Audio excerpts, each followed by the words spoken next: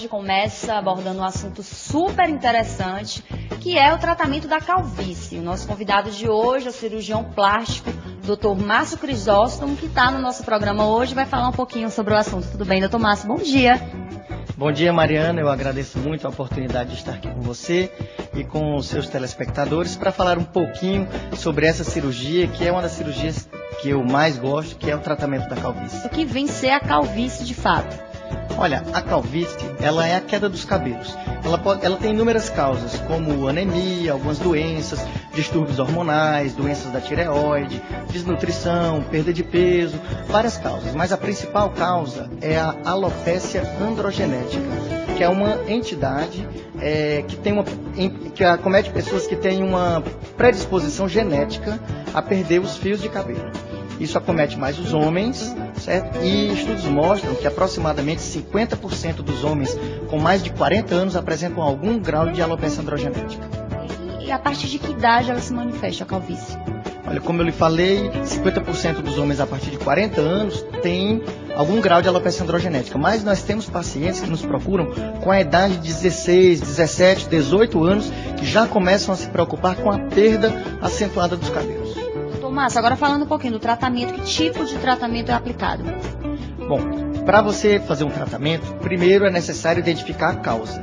Então, os pacientes que procuram para o tratamento da calvície, eles fazem uma avaliação completa, uma avaliação laboratorial, uma avaliação dermatológica, uma microscopia do couro cabeludo para identificar se existe alguma doença no couro cabeludo que esteja levando ou acentuando a perda dos cabelos, e após isso é indicado o tratamento, que pode ser clínico, ou seja, com medicações orais ou tópicas, loções para se utilizar no cabelo, quando nas fases iniciais, ou cirúrgico nas fases mais avançadas, quando a alopécia já está em um grau mais avançado, está incomodando o paciente, de forma que o tratamento cirúrgico, nesse caso, está indicado.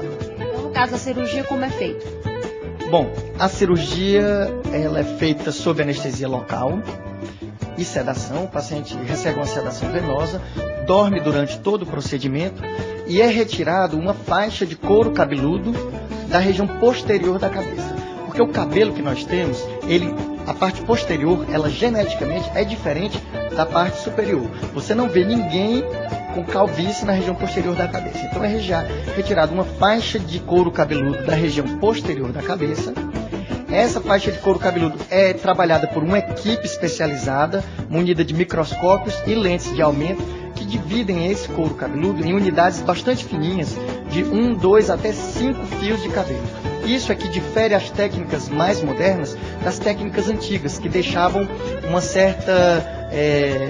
certo aspecto de estigma da cirurgia, que o pessoal chamava de cabelo de boneca, porque antigamente eram implantados em torno de 30, 40 fios de cada vez em tufos. Isso deixava um aspecto muito artificial. Bom, então voltando à cirurgia. Essa equipe, ela trabalha esse couro cabeludo, subdivide todo esse couro cabeludo e nós vamos implantando simultaneamente na área calva, de um por um. Por isso se chama de técnica fio a fio. Na verdade não é um fio por um fio. Existem unidades de 5, 4, 3 fios, mas nós distribuímos na área calva. Esse cabelo implantado, na realidade, nós implantamos a raiz, o folículo piloso, que é o que leva mesmo o cabelo a crescer. É uma cirurgia que dura em torno de 5 horas, 4 a 5 horas, e o paciente vai de alta no mesmo dia, e a partir de 48 horas ele retorna às suas atividades usuais.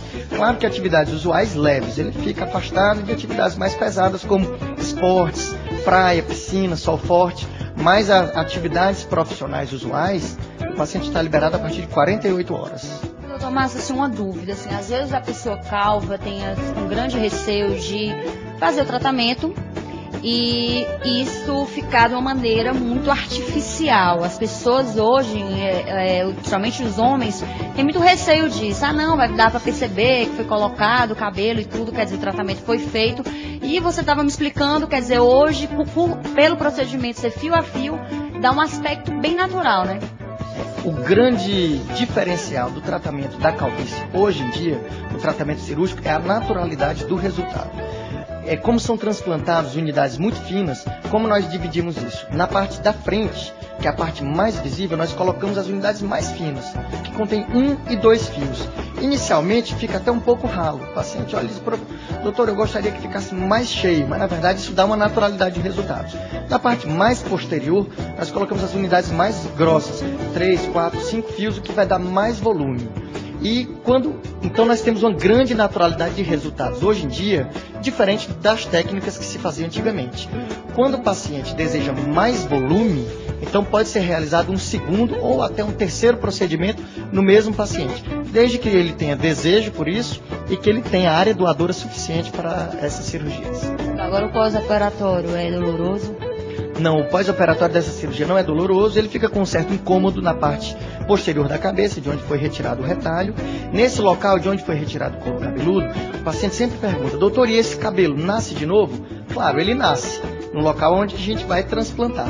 Uma coisa muito interessante é o seguinte, o cabelo que nasce, ele não cai mais. Existe, claro, um percentual de perda dessa cirurgia, em torno de 5 a 10% do que é transplantado pode se perder por algum fator, ou na cirurgia ou no pós-operatório. Mas o cabelo que nasce, ele é definitivo, ele não cai nunca mais e ele, inclusive, ele torna-se branco com o passar dos anos.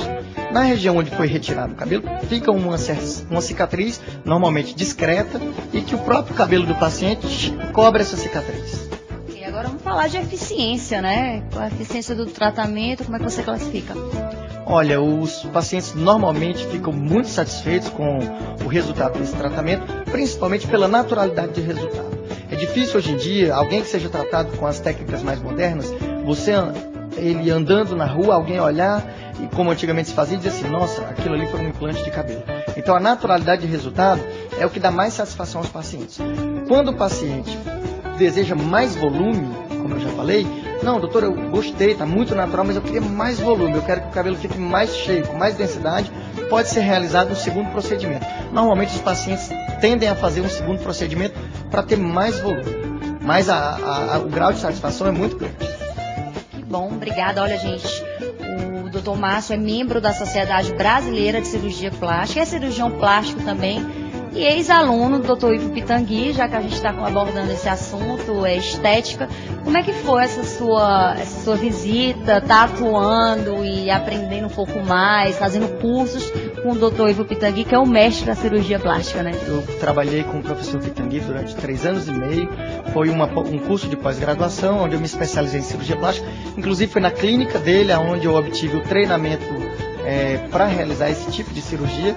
Claro que eu não faço somente transplante de cabelo, nós fazemos cirurgia plástica do rosto, das mamas, do contorno corporal, cirurgias reparadoras, temos uma formação completa. 40% do meu volume, eu diria, se resume à cirurgia da calvície, que é uma das que eu mais me dedico. Mas trabalhar com o professor Pitangui é realmente uma experiência fascinante, porque como você falou que ele é o mestre da cirurgia plástica, e realmente o é. A contribuição que ele deu para a cirurgia plástica brasileira e mundial, ela é incomparável. Pessoas do mundo todo vêm à sua clínica visitá-lo e eu fico muito agradecido de ter tido a oportunidade de ser um dos poucos integrantes da associação de alunos do professor Pitangui. Coisa boa, obrigada pelas informações, doutor Márcio.